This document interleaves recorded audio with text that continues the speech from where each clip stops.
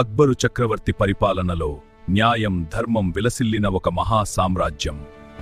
ఆ సామ్రాజ్యంలోనే సుల్తాన్పురి అనే ఒక ప్రశాంతమైన గ్రామం ఉండేది. ఆ గ్రామంలో ఒక ఆశ్రమం, అందులో నివసించేవాడు ఒక గుడ్డివాడైన సాధువు. తపస్సులో లీనమై భవిష్యత్తు చెబుతాడని ప్రజల నమ్మకం. అందుకే ఊరి జనమంతా అతడిని మహానుభావుడిగా భావించేవారు. ఒకరోజు ఒక వ్యక్తి తన అన్న కూతురును ఆశ్రమానికి తీసుకొచ్చాడు. ఆ అమ్మాయి మనసు భయంతో బాధతో నిండిపోయింది. ఎందుకంటే ఆమె కళ్ళెదురుగానే ఆమె అమ్మా నాన్నలను హత్య చేశారు.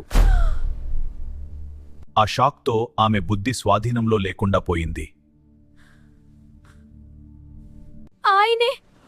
ఆయనే నా అమ్మా నాన్నలను చంపాడు.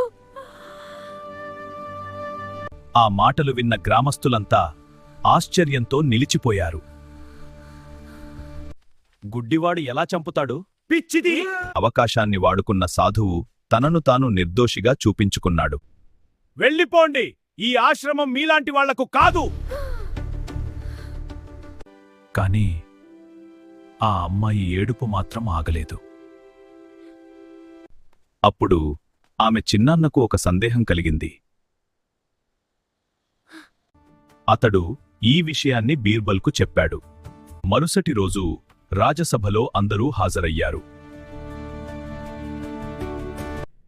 నువ్వే ఈ అమ్మాయి అమ్మానాన్నలను చంపావా? నేను గుడ్డివాడిని, నేనెలా చంపగలను? అంతే, బీర్బల్ ఒక్కసారిగా కత్తి తీశాడు.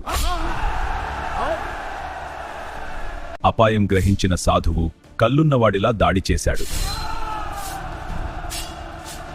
నిజం బయటపడింది, న్యాయం గెలిచింది.